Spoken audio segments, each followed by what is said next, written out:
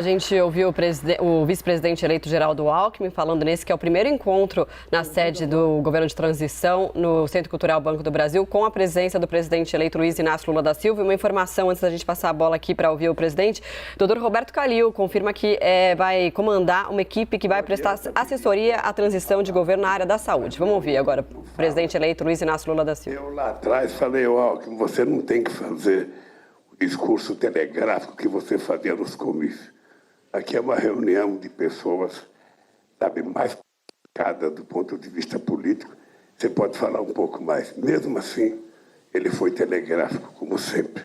Só faltou dizer uma coisa, Alckmin: as pessoas que não estão na comissão que está sendo escolhida, ainda não terminou, que vão participar da transição, eu fiz questão, primeiro, de colocar o Alckmin como coordenador, para que ninguém pensasse que o coordenador vai ser ministro. Ele não disputa a vaga de ministro porque é o vice-presidente da República. Qualquer outro que eu colocasse, esse cara vai ser o coordenador, ele vai ser ministro. Não, eu tenho pedido para todo mundo, quando convidar alguém para participar da comissão de transição, dizer o seguinte: olha, não será ministro a pessoa,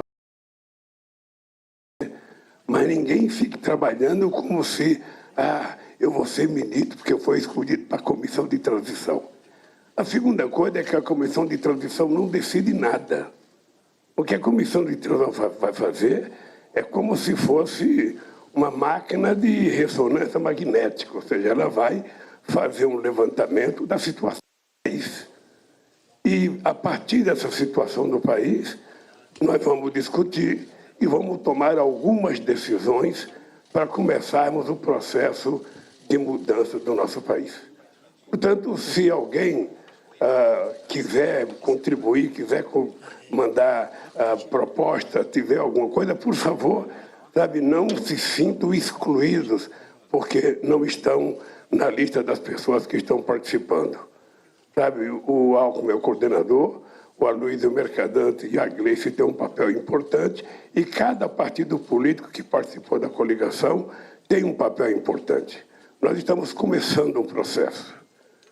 A segunda coisa que eu queria dizer para vocês é que eu estou vendo aqui a cara de companheiros que ganharam as eleições, a cara de companheiros e companheiras que perderam as eleições.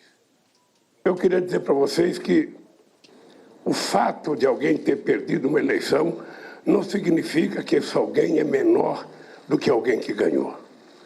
Significa apenas que, possivelmente, quem ganhou tenha sido melhor compreendido pelo discurso que fez.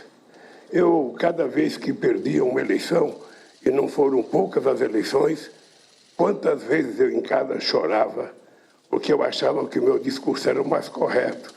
Eu achava que a minha proposta era mais correta, eu achava que eu era o melhor para o país, e eu ficava triste porque eu não tinha conseguido convencer o povo daquilo que eu acreditava que eu era. Então, muitas vezes, nós temos que compreender que a gente perde, mas se não fosse, às vezes, a derrota da gente, a gente não fosse candidato, o que está eleito não estaria eleito. Porque muita gente está eleito pela somatória de voto daqueles que perderam, e às vezes por diferença pequena. Então é preciso que a gente leve em conta isso na nossa relação, porque muitas vezes só é reconhecido quem ganha, quem perde não ganha. Aliás, a gente costuma dizer que quem conta a história de uma nação são os vencedores. Os perdedores não têm o direito de escrever. Nesse caso, eu queria dizer para vocês, os perdedores vão ter o direito de escrever e vão ter o direito de participar desse processo de transição e desta governança. Terceira coisa que eu queria dizer para vocês é que, se tem um ser humano feliz no planeta Terra, sou eu. Eu estou muito feliz porque eu sempre acreditei em Deus, e eu acho que depois de tudo que aconteceu comigo, depois de tudo, eu me sinto como se eu estivesse sendo ressuscitado. Eu muita gente não imaginava que a gente pudesse estar vivendo esse momento agora. E nós estamos vivendo esse momento não por mérito pessoal de qualquer pessoa que esteja aqui, mas pelo mérito e pelo compromisso coletivo que nós temos com o povo brasileiro e pela grandeza política do povo mais humilde e mais pobre desse país.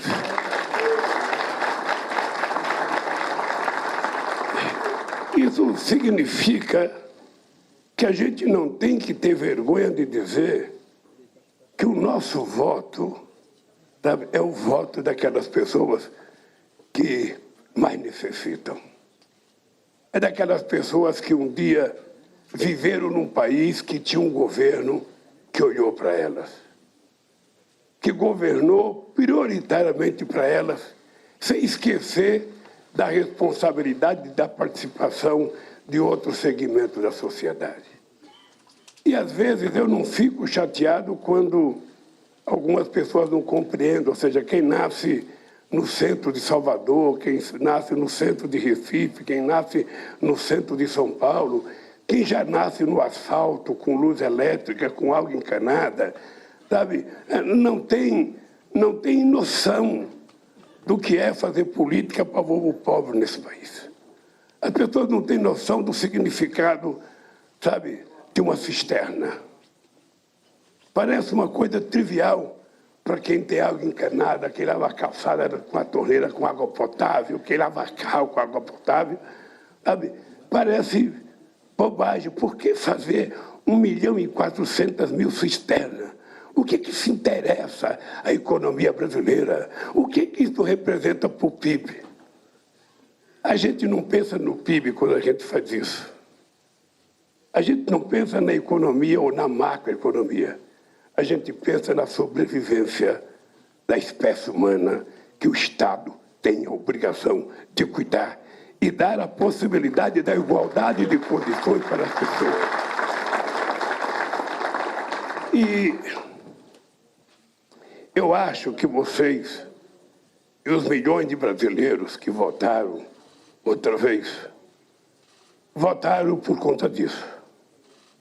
Votaram porque vocês acreditam que, embora a gente tenha que governar para todos, a gente tem que tratar prioritariamente as pessoas mais necessitadas. A gente tem que discutir o mundo do trabalho. Você não pode viver num mundo, sabe, em que os trabalhadores parece que são microempreendedores, mas que trabalham como se fossem escravos, sem nenhum sistema de seguridade social para protegê-los no infortúnio. Os empresários que ficaram chateados porque nós falamos que vamos rediscutir a legislação trabalhista, a verdade é que nós vamos ter que discutir a relação capital e trabalho no século XXI. Quem é empresário sério, quem é sindicalista sério, sabe que a gente não poderia ficar no século XXI tratando apenas da lei feita em 1943. Mas a gente também não pode abdicar daquilo que era conquista e que dava segurança ao ser humano mais humilde. Alguns direitos que foram tirados dos trabalhadores. Parece pouco, mas a reforma na aposentadoria fez com que um trabalhador que receberia normalmente R$2.000 vai receber R$1.300 agora. Parece pouco que uma mulher que poderia receber R$2.000 de pensão do marido vai receber metade disso. Ora, por que as pessoas são levadas a sofrerem por conta de garantir a tal da estabilidade fiscal nesse país? Por que toda hora as pessoas falam é preciso, sabe, cortar gasto? É preciso fazer superávit, é preciso fazer teto de gasto. Por que as mesmas pessoas que discutem com seriedade o teto de gasto não discutem a questão social desse país? Por que o povo pobre não está na planilha da discussão da macroeconomia? Por que a gente tem meta de inflação e não tem meta de crescimento? Por que a gente não estabelece um novo paradigma de funcionamento nesse país?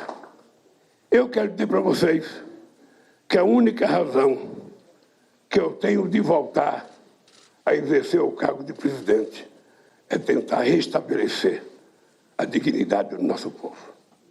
E a prioridade zero, outra vez, o mesmo discurso que eu disse em dezembro de 2003 e 2002.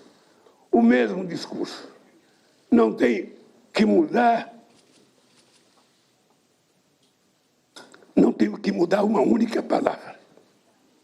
Eu quero dizer para vocês, se quando eu terminar esse mandato, cada brasileiro estiver tomando café, estiver almoçando e estiver jantando, outra vez eu terei cumprido a missão da minha vida.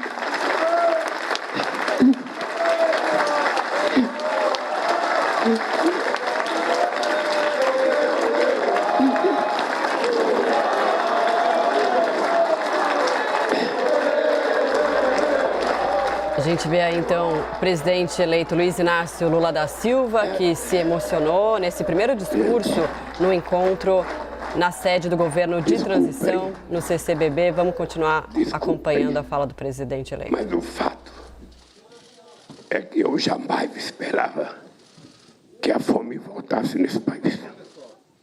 Jamais. Quando eu deixei a presidência da República, eu imaginava que nos 10 anos seguintes, esse Brasil estaria igual à França, esse país estaria igual à Inglaterra, esse país teria evoluído do ponto de vista das conquistas sociais. Esse país teve o impeachment de uma mulher, teve uma mentira de uma pedalada, a pretexto de melhorar esse país. Esse país viveu o maior processo de negação da política que eu conheço na história. Neste país, eu fui acusado das maiores infâmias, sem que o acusador jamais pudesse provar. Eu não tive que provar a minha inocência. Eu tive que provar a culpa de quem me acusou. Eu tive que provar a culpa do Moro. Eu tive que provar a culpa do Dallagnol. E graças a Deus conseguimos provar. E nós votamos por isso. Porque esse país é o terceiro produtor de alimento do mundo. Esse país é o maior produtor de proteína animal do mundo. Esse país pode efetivamente garantir que cada cidadão possa comer. Não há explicação. A única explicação é que falta compromisso dos governantes com isso que é o essencial. A gente se preocupa tanto. Nós temos que garantir uma política fiscal muito séria, porque é preciso pagar o juro com o sistema financeiro. E aqui, eu tenho dito durante a campanha, ninguém pode falar de responsabilidade fiscal comigo. Ninguém. Poder falar pode, mas ninguém pode dizer que nesse país tem alguém mais responsável do que eu. Vocês se lembram que quando eu cheguei na presidência em 2003, esse país tinha 12% de inflação. Nós levamos a inflação por cento da meta para 4,5%, que oscilava 2 para cima e 2 para baixo durante todo o nosso mandato. Esse país estava com 12% de desemprego. E vocês se lembram que quando chegou em 2014, esse país tinha 4,3% de desemprego, o menor desemprego da história desse país. Vocês se lembram que esse país tinha uma dívida pública interna de 60,7%. Deixamos a dívida com 37,7%. Se lembra que esse país tinha uma dívida externa com o FMI, em que o ministro Malan, todo final de ano, tinha que ir a Washington tentar pegar dinheiro para fechar o caixa, e o Brasil era humilhado todo ano, com gente deixando no aeroporto, sabe, do Rio de Janeiro, de São Paulo, para vir fiscalizar as contas brasileiras e dizer o que a gente podia gastar e não podia gastar.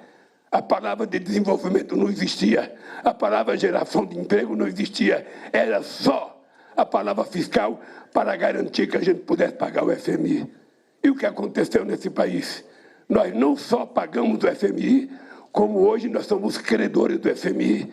E, além do que, o Brasil, que não tinha reserva internacional, nós deixamos 370 bilhões de reais, que é o que segura esse país até hoje. E mais, o Brasil foi o único país de todo o G20 que, durante todo o meu mandato, fizemos superávit primário. E eu tive até gente do PT que saiu do PT, porque eu elevei o superávit primário para 4,25%, de 3,75% para 4,25%. Porque eu tinha consciência que eu precisava conquistar uma coisa chamada credibilidade, que tem 3 palavras que quem é governo, quem se eleja o governo, coloque na cabeça. Tem 3 palavras sem as quais você não consegue governar. Primeiro é a questão da estabilidade. Primeiro é a questão da credibilidade. Um presidente da República, quando ele fala, é necessário que ele fale para ser entendido, compreendido e aceito como sério o que ele está propondo. Segundo, é preciso garantir estabilidade. Estabilidade. E somente o Estado é que pode tomar decisões de garantir a estabilidade política, a estabilidade econômica e a estabilidade jurídica e a estabilidade social. Terceira, a questão da previsibilidade. A sociedade não pode ser pega de surpresa. Eu vou dar 2 exemplos do que é falta de previsibilidade. Vocês estão vendo que ainda tem na frente de quartéis algumas pessoas inconformadas com o resultado eleitoral, por conta de toda a denúncia, de toda a fake news, de todas as mentiras contadas sobre o processo eleitoral, de que as urnas eletrônicas não eram sérias. Eu me reporto ao Saddam Hussein, dizendo que tinha que enfrentar os Estados Unidos, porque os Estados Unidos diziam que ele tinha armas químicas e ele não tinha coragem de dizer que não tinha armas químicas. E ontem aconteceu uma coisa humilhante, deplorável para nossas Forças Armadas. Um presidente da República, que é o chefe supremo das Forças Armadas, não tinha o direito de envolver as Forças Armadas a fazer uma comissão para investigar urnas eletrônicas, coisa que é da sociedade civil, dos partidos políticos e do Congresso Nacional.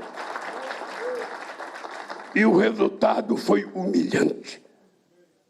Foi humilhante. Eu não sei se o presidente está doente, não sei o que está, mas ele tem a obrigação de vir à televisão e pedir desculpas à sociedade brasileira e pedir desculpas às Forças Armadas por ter usado as Forças Armadas, que é uma instituição séria, que é uma garantia para o povo brasileiro contra possíveis inimigos externos, fosse humilhada apresentando um relatório que não diz nada, nada, absolutamente nada daquilo que ele durante tanto tempo acusou. Um presidente da República, ele pode errar, mas ele não pode mentir. Não é aceitável que um presidente da República minta para o seu povo.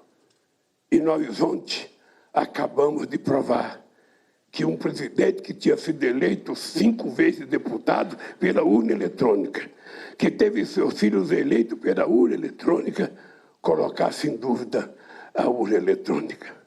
Exatamente porque ele sabia que ele ia perder as eleições. Ele tinha certeza que ele ia perder. E vocês sabem que não foi a disputa entre 2 homens, não foi a disputa entre 2 partidos políticos, não foi a disputa entre 2 candidatos, foi a disputa entre um candidato e a máquina do Estado, porque ela foi utilizada na sua totalidade. A inteligência, a Polícia Federal, a Polícia Rodoviária, a Polícia Pública de cada estado que estiver envolvido, os empresários ameaçando, sabe? E mais ainda, gente, por isso que foi criado, proibido entrar com celular, porque tinha empresário querendo que o seu trabalhador fotografasse o seu voto para provar que tinha votado contra nós. Talvez de todos vocês aqui, eu seja o único que já disputei muitas eleições presidenciais. Eu nunca tinha visto nada igual na minha vida. E eu perdi 3 eleições para presidente. Eu nunca tinha visto nada na minha vida. Nada. A indústria de mentiras que foi inventada desde as eleições do Trump nos Estados Unidos, a eleição de 2018 e agora, é uma coisa que é inimaginável que a gente possa fazer uma eleição num processo desse, em que milhões e milhões e milhões e milhões de notícias falsas, 24 horas por dia, difamando as pessoas, falando mal, sabe, utilizando a religião, que é uma coisa sagrada, a fé e a religiosidade das pessoas é uma coisa sagrada. A nossa espiritualidade é uma coisa nossa, muito íntima, pois até com isso eles mentiram, contando mentiras e contando mais mentiras. Agora que chegou ao fim, ele ainda não reconheceu a derrota. Seria tão fácil fazer como fez o Alckmin quando disputou comigo. Seria tão fácil fazer como fez o Serra quando disputou comigo. Seria tão fácil fazer como eu fiz 2 vezes com o Fernando Henrique Cardoso, quando eu perdi as eleições. Pego o telefone e ligo: olha, parabéns pela tua vitória. E anuncia ao país: esse país tem um perdedor e tem um ganhador. Ele ainda não teve coragem de fazer isso, como Saddam Hussein morreu, sem ter coragem de reconhecer que o Iraque não tinha armas químicas. Ele afundou o país por conta de uma mentira que só ele acreditava. Portanto, o presidente Bolsonaro tem uma dívida com o povo brasileiro. Peça desculpa pela quantidade de mentiras que foi contada nessa eleição e pelas ofensas que fez à urna eletrônica, que é um modelo que o mundo inteiro teria que lutar. A maior economia do mundo está contando papelzinho até agora. Se ele conhecesse a Amazônia, ele ia saber que uma urna de uma cidade vai de canoa para a capital, demora 3 dias dentro de uma canoa. Se ele conhecesse o Brasil, ele não recusaria e não ousaria discutir a legitimidade das urnas eletrônicas. Portanto, ontem eu vim aqui para visitar as instituições brasileiras para dizer o seguinte: a partir de agora, vocês vão ter paz, porque vocês não vão ter um presidente desaforado querendo intervir na Suprema Corte, querendo intervir na Justiça Eleitoral, querendo intervir no Congresso. Ou seja, não é possível. Não é possível. Os ministros da Suprema Corte não podem ir num restaurante, não podem ir num cinema, não podem sair de casa. O presidente do Tribunal Eleitoral, que teve uma coragem estupenda, que é um homem que teve um comportamento exemplar, que é orgulho de todo o Brasil. E não me importa se o Alexandre de Moraes é conservador, não importa se ele seja progressista, não importa se ele seja de direita, de centro, o que importa é que ele foi de muita coragem e muita dignidade na lisura e no compromisso de dirigir essas eleições. Então, eu vim visitar as instituições para provar, a partir de agora, vocês vão ter paz, porque vocês vão ser respeitados, porque esse país vai voltar à civilidade. Por isso, eu fui visitar o presidente da Câmara, o Lira, ontem. Muita gente achava que jamais o Lula ia conversar com o Lira. Eu fui conversar com o Lira por uma única razão. Eu sei o que ele pensa ideologicamente. Eu sei que ele é meu adversário. Mas ele é o presidente da Câmara, eleito pelos deputados, e o presidente da República necessita de conversar, necessita de dialogar, porque não é o presidente da República que tem que se intrometer. Quem vai escolher o presidente da Câmara ou o presidente do Senado é da responsabilidade de vocês. Então, vocês votaram contra ou elegeram. O dado concreto é que ele é presidente da Câmara e eu fui conversar com ele, da mesma forma que fui conversar com o Pacheco, presidente do Congresso Nacional e do Senado. Eu fui dizer, estamos aqui para provar que nós queremos estabelecer um diálogo entre os partidos políticos. Não venham me dizer, mas e você vai conversar com o Centrão? Eu não vou conversar com o Centrão, eu vou conversar com deputados e deputadas eleitas por partidos políticos que se uniram em determinadas circunstâncias desde a Constituinte. E as pessoas não são obrigadas a concordar comigo. As pessoas não são obrigadas a votar no projeto que eu quero, porque eu penso que é bom. Eu não acho que é errado um deputado querer fazer uma emenda num projeto do governo.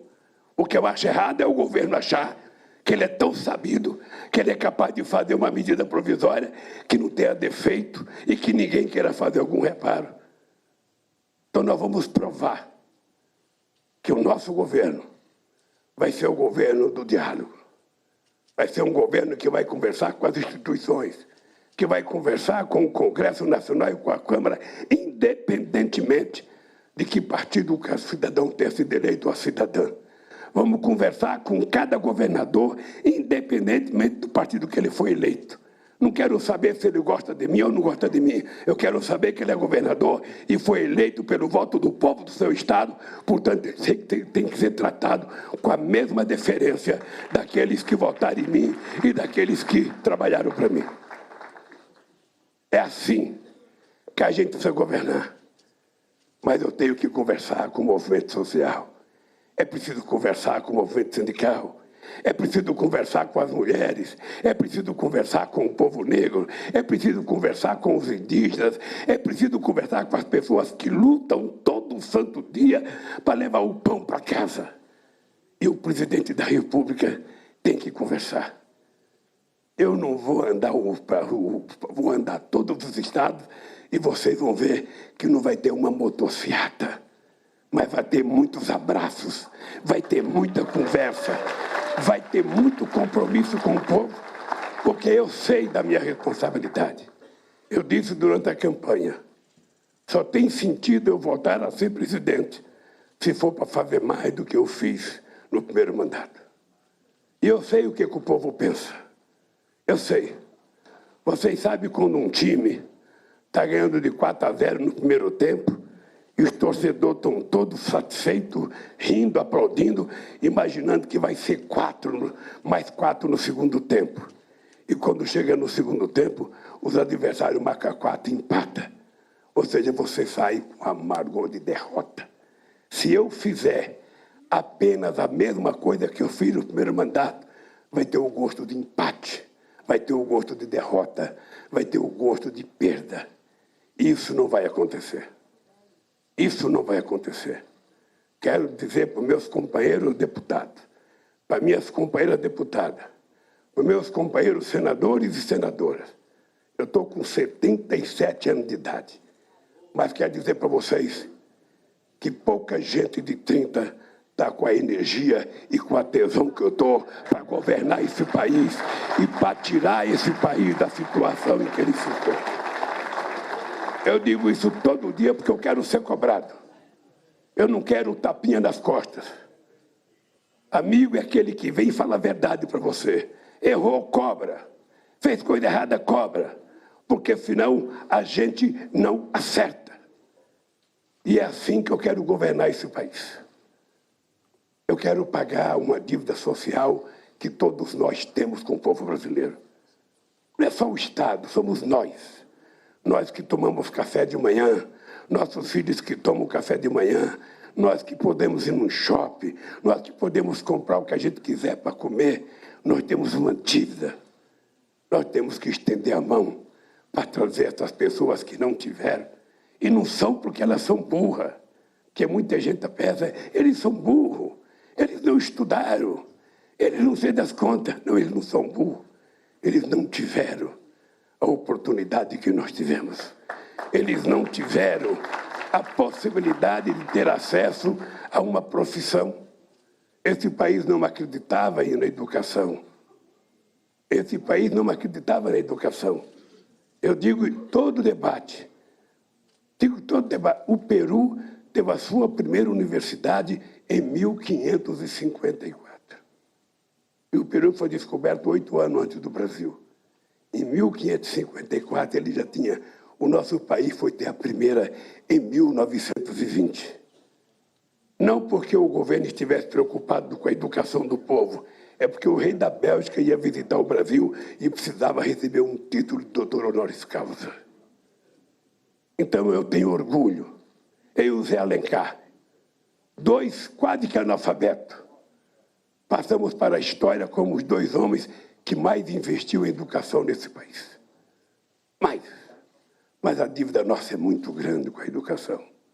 Agora mesmo a gente está vendo milhões de crianças pobres, que não têm celular, que não têm computador, que não têm acesso à internet por conta da pandemia, voltaram para a escola menos sabidos do que estavam. E nós precisamos fazer uma verdadeira revolução para recuperar a capacidade, do aprendizado dessas crianças. Então, o nosso compromisso é muito simples. É reconstruir esse país. A democracia está de volta. A civilidade está de volta. Esse povo vai ser ouvido. Esse povo vai ter o direito de dar palpite naquilo que nós temos que fazer. Quero dizer para vocês que as empresas públicas brasileiras serão respeitadas. A Petrobras não vai ser fatiada. Quer dizer que o Banco do Brasil não vai ser privatizado, a Caixa Econômica e o BNDES, o BNB e o BADA voltarão a ser banco de investimento. Banco de investimento, inclusive para pequenos e médios empreendedores.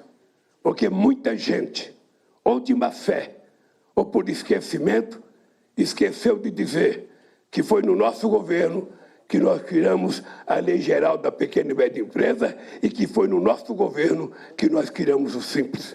E que foi no nosso governo que a gente fez o maior financiamento da securitização da dívida dos agricultores brasileiros, 89 bilhões de reais na medida provisória 452 de 2008.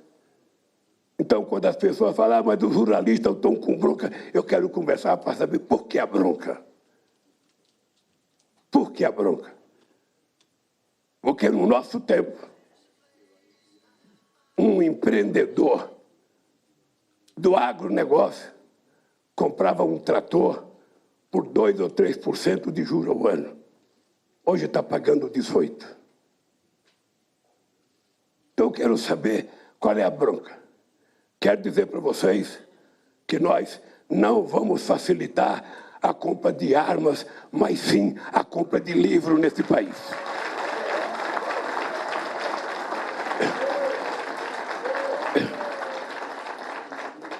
E vamos mudar alguns conceitos nesse país.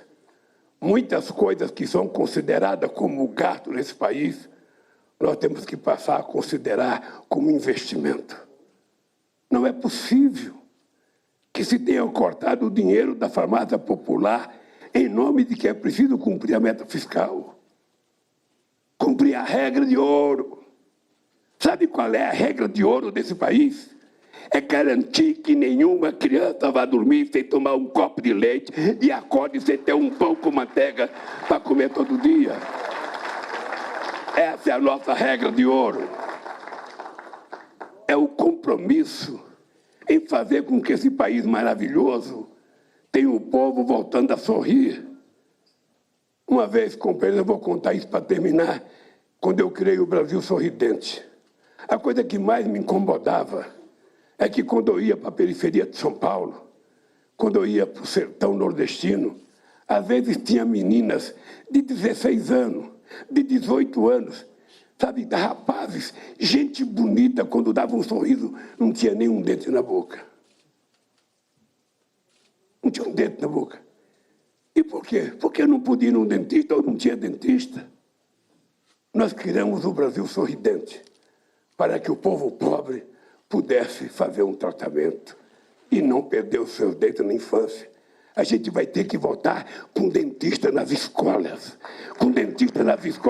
para que as crianças não tenham cárie de qualquer jeito, para que a gente possa começar a recuperar, sabe, antes que não tenha mais jeito. E eu posso garantir para vocês que a coisa mais barata num país é cuidar dos pobres. É a coisa mais barata. A coisa mais cara é garantir que o sistema financeiro receba aquilo que o Estado lhe deve.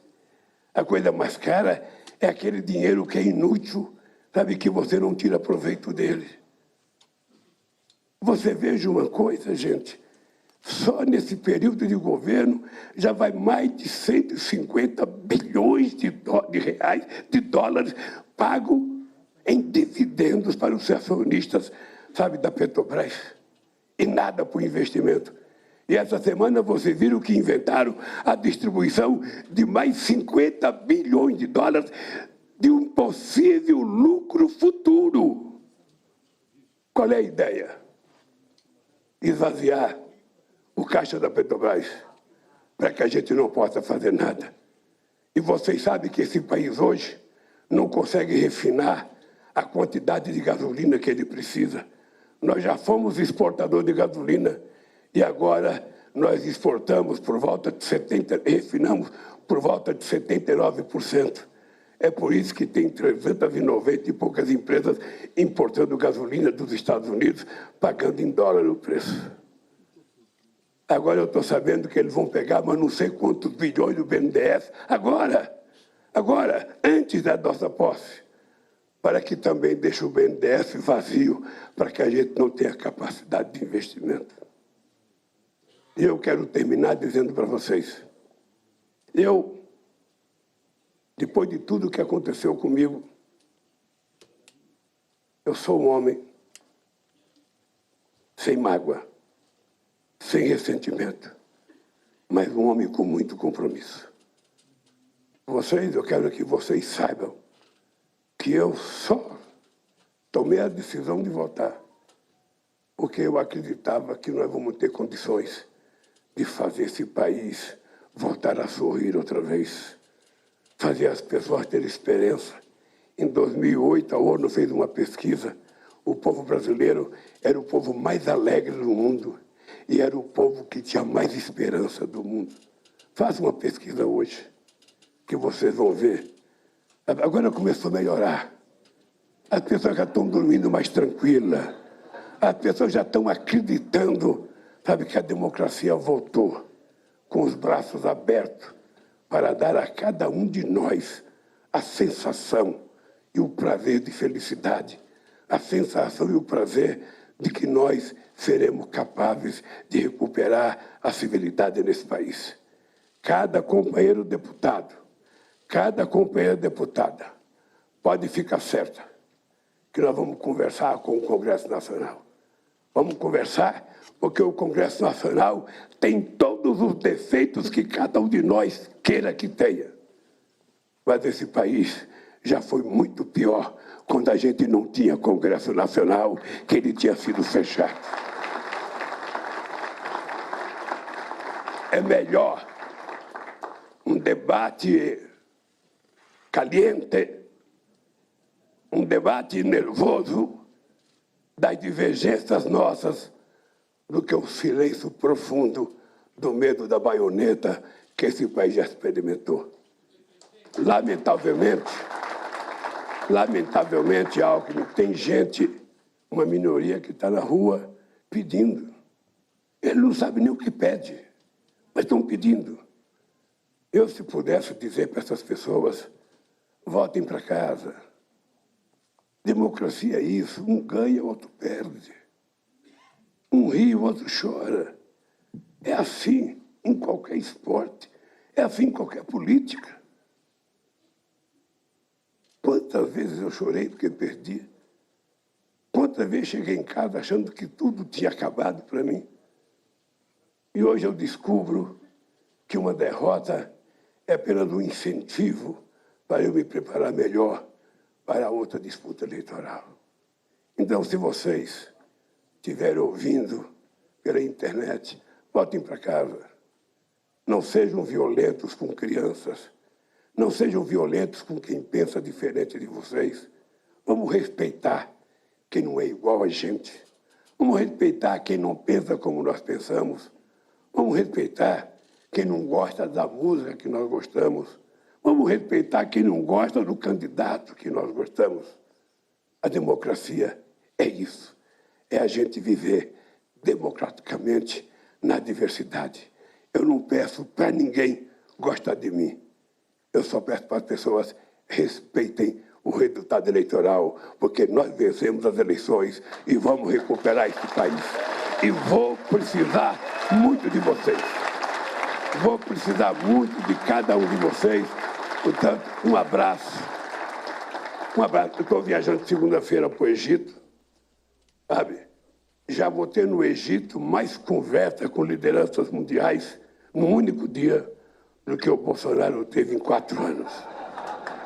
Ou seja, porque uma das coisas que nós vamos fazer é recolocar o Brasil no centro da geopolítica internacional. Vocês não têm noção. Vocês não têm noção a expectativa que o Brasil está gerando no mundo. A expectativa. A expectativa é tão grande que o Putin ligou, que o Zelensky ligou. A expectativa é tão grande, sabe, que num único dia eu recebi 26 telefonemas, coisa que o Bolsonaro, sabe, talvez não tenha recebido nenhum. Eu não quero arrumar inimigo. O Brasil é um país que, historicamente, o último contencioso nosso foi com a Guerra do Paraguai. Eu não quero guerra, eu quero paz. Eu não quero ódio, eu quero amor. Eu não quero arma, eu quero cultura e quero livre. Eu não quero cadeia, eu quero escola. É esse país que eu peço a vocês, ajudem-nos a construir. Um abraço, companheiros. A gente acompanhou, então, o discurso do presidente eleito Luiz Inácio Lula da Silva no primeiro encontro na sede do governo de transição, no CCBB, no Centro Cultural Banco do Brasil, em Brasília, ao lado ali de Janja, Alckmin, Gleisi Hoffmann.